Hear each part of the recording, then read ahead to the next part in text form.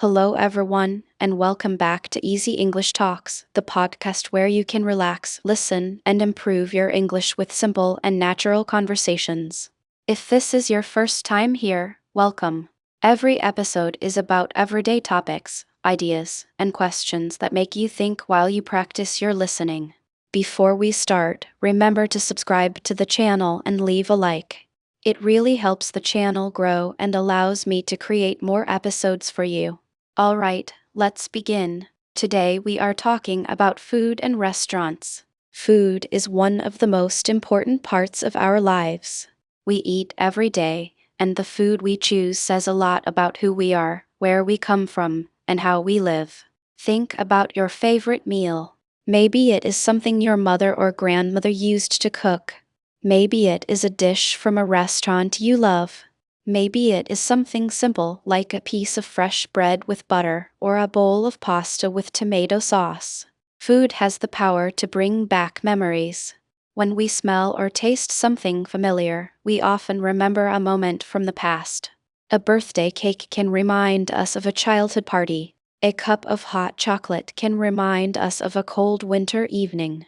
This connection between food and memory is very powerful.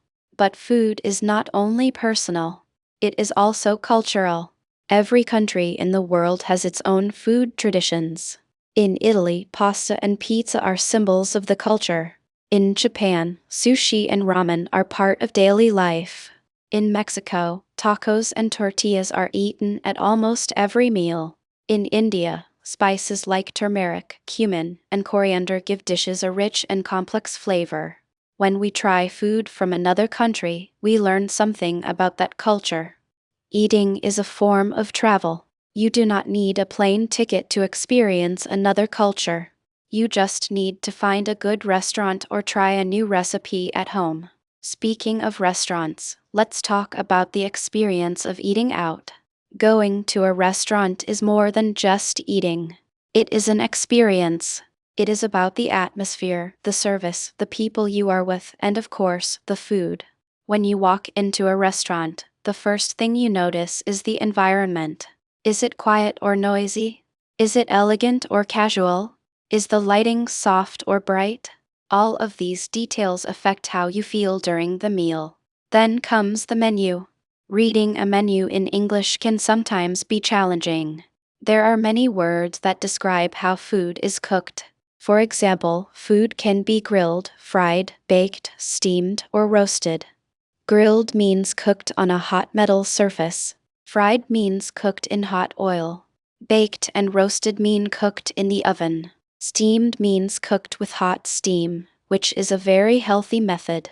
Knowing these words can help you understand menus better and choose the dish you really want. Another important part of eating at a restaurant is talking to the waiter or waitress.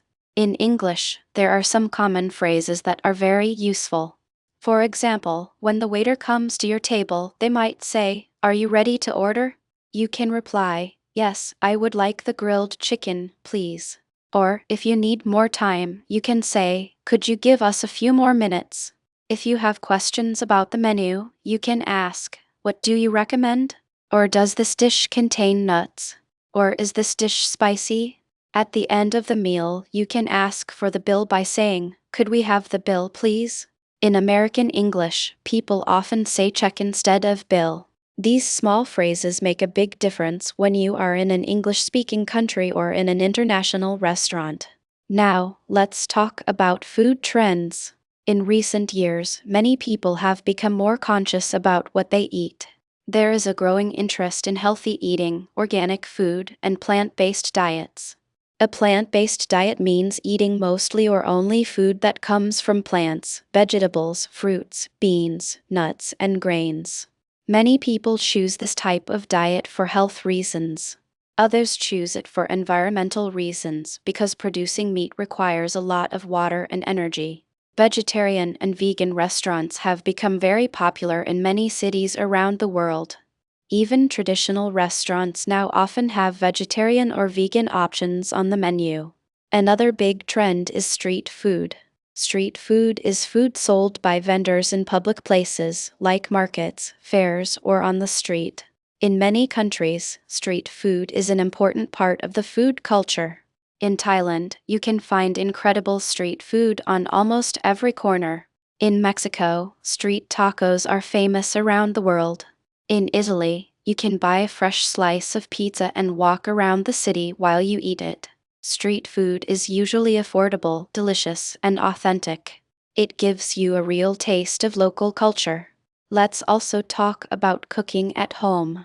During the last few years, many people started cooking at home more than before. Cooking can be a relaxing and creative activity.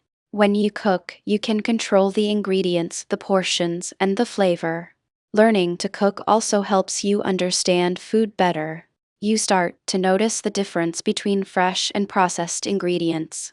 You learn to combine flavors. You discover that simple dishes made with good ingredients are often the best. Cooking for others is also a way to show love and care. Preparing a meal for your family or friends is a gesture that says, "I thought about you. I spent time for you."